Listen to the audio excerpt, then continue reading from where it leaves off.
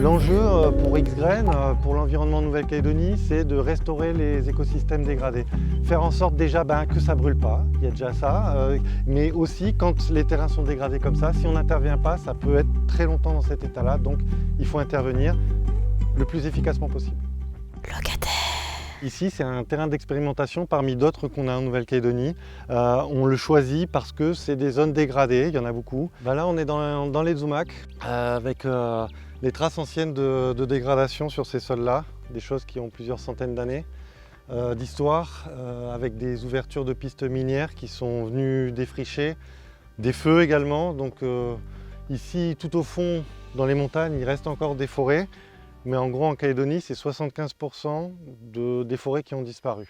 Xgrain, c'est une association pour la protection de l'environnement et l'expérimentation sur les techniques de restauration écologique. Donc voilà les conditions du sol ici. On est dans un des endroits les plus difficiles pour la repousse des plantes. Regarde, c'est du béton. Regarde, tu vois.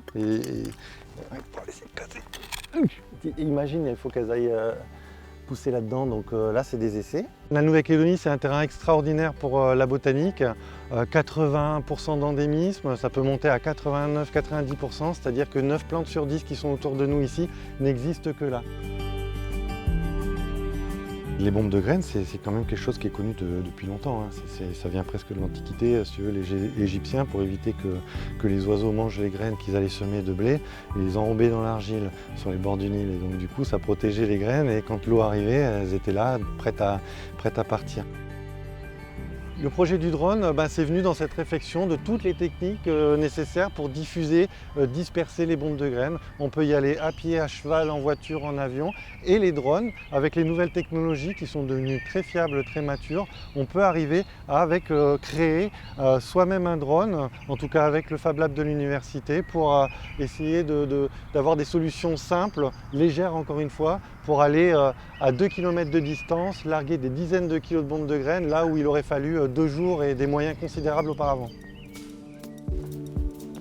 Alors là, on est à l'université, on va au Fab Lab avec qui on fabrique le drone de semis de bombes de graines. Donc on va voir toute l'équipe et on va voir où en est le drone.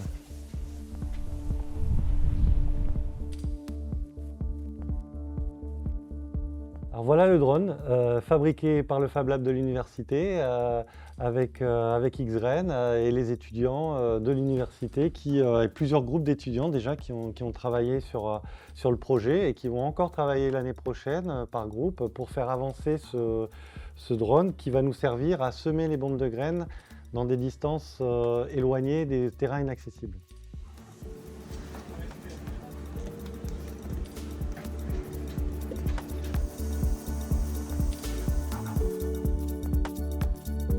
L'idée, c'était d'en faire un made in Calédonie, vraiment, avec nos moyens, et surtout parce que ça permet déjà aussi de former. Donc c'est vraiment quelque chose sur mesure, et puis c'est aussi quelque chose d'économique qui correspond aux associations, et c'est quelque chose aussi qui est ouvert, c'est-à-dire que du coup, c'est un savoir partagé, c'est des plans, ça donne la possibilité à n'importe qui de pouvoir faire la même chose.